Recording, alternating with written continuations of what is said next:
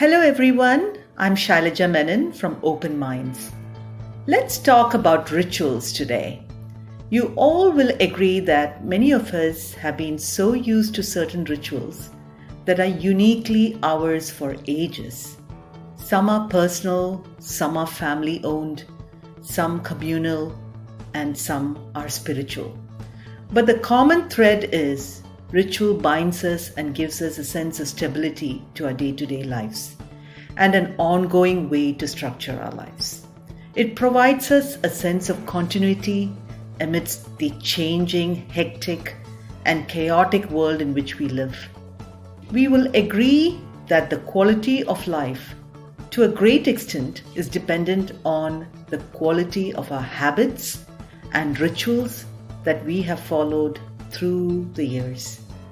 Therefore, these can be distressing times, as many of our rituals that we had got so used to have stalled, changed, or have been put on back burners due to a constant state of preoccupation with what might happen and what our lives are going to be like in the coming months. These are very distressing times. Now let's think about a few examples of some of our rituals. For example, our designated fixed time commutes to work, dropping children at the bus stop in the morning, taking your children for their extracurricular activities, attending their tournaments or game practice, Thursday night dinners with your family, with your spouse, or with your friends, happy hour with friends, visiting families, Friday brunch, weekend movies at the theater, or going to your place of worship, going to the gym, so on and so forth, to name a few. These have helped us to develop a sense of control and calm, and also a sense of feeling, trust in how you want your life to flow and move forward. Simply put, we have a predictable day that moves us forward one day to the other, feeling accomplished with our little rituals that we have all been committed to for years. With the recent lockdown, I think the first thing to accept is that what we are in right now might be the new normal for as long as it lasts. We don't know what a couple of months will bring, and none of us are in a position to predict how long this will last. Therefore, it is a call on the need of the hour to not dwell or ruminate on the worst case scenario, but rather come up with a contingency plan and focus on creating a routine to get through the days one at a time.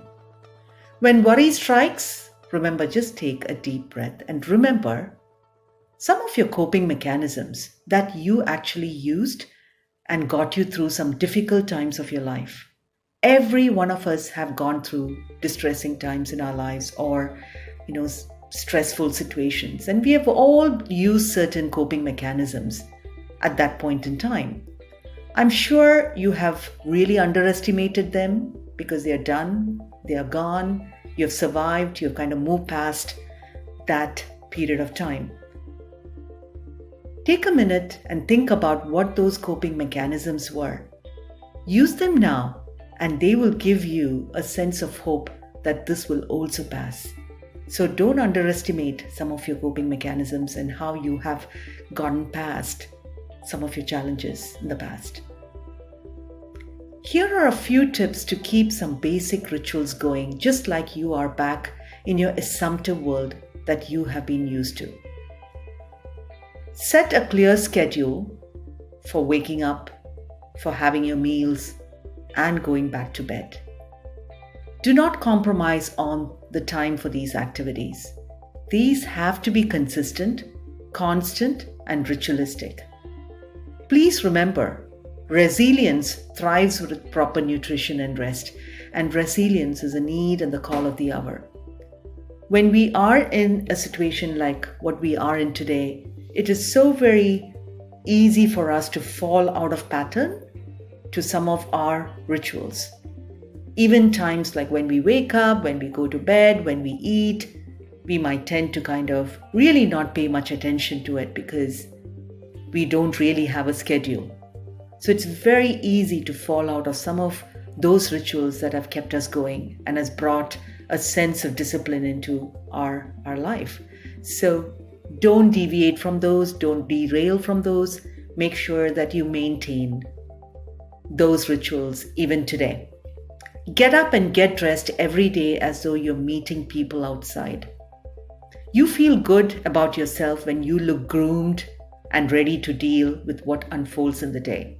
So take the time in the morning to get up, get dressed, and then face the day, just like how you would do during the past months when you had a schedule and when you had a planned day going forward.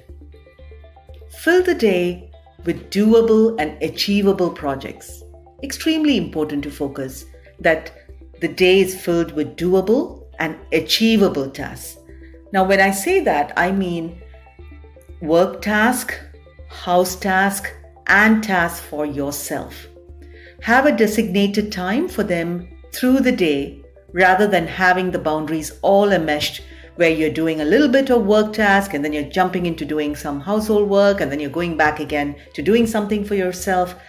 That can be very, very confusing and it can really make your day quite, clumsy. So you might want to really focus on being able to define and design your day with achievable and doable tasks, breaking it down to work, house, and tasks for yourself so that you have better control of what your day is going to be like.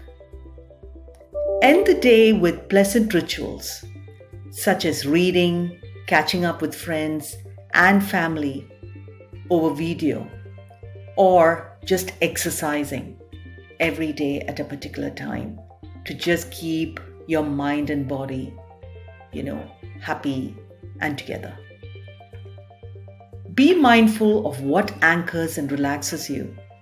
There are many things that anchors and relaxes us, and they can be like meditation, music, yoga, prayers, gardening, or for some it might just be watching funny movies, and for some it might be just doing nothing, just sitting in a comfort corner and just actually going deep within and reflecting and introspecting on things that's important to you. So be mindful of what really anchors and relaxes you. Hold on to that and make sure that you make that into a ritual. Last but not least, social distance. We have all been talking and hearing so much about social distance, and I think to a great extent, we've all been doing a good job with social distancing. However, the question I have for all of us is, are we social distancing our fingers from the electronic gadgets as much as we are following social distancing physically? Perhaps this is something we need to really think about.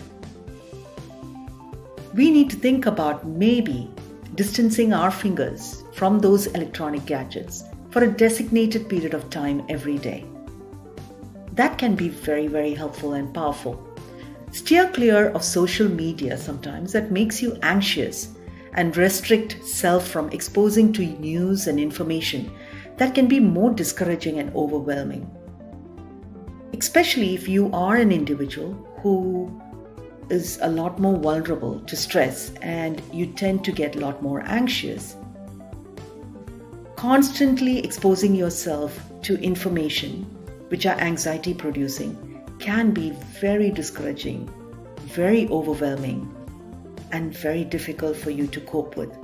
Therefore, it's extremely important, regardless of what your mindset or where you are, taking a few minutes every day to social distance ourselves from our phones, from our computers, from our iPads, from any other electronic gadgets for a fixed period of time every day. Let's make sure that we do that from today, and let's take that on as a ritual as well. Rituals are very important and are the need and the call of the hour during a time like this when there's so much of uncertainty around us. Ritual provides a sense of structure and routine to our lives and a basis for our survival. COVID-19 is all about survival than existence. Rituals aid in forming a platform for our sense of survival. If you're someone who has gotten off your rituals, or you are someone contemplating informing some, the time is actually now. Apply some of these in your life today and bring a sense of control in the midst of this uncertain phase. As we end this talk, our next talk will be on decision fatigue. I would say decision fatigue is the new burnout during this time of lockdown. Let's talk a little more at depth about it. Until then, signing off, stay home, stay safe.